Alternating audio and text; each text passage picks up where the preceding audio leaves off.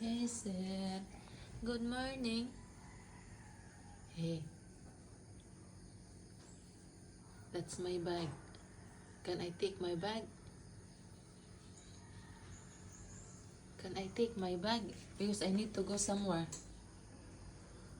Huh? You stay here alone. For today only. And then after we come back, we go to the mountain. Is that okay for you?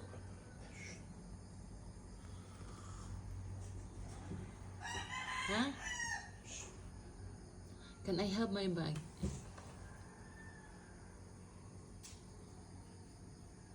Hazel, you want to go with me to the mountain?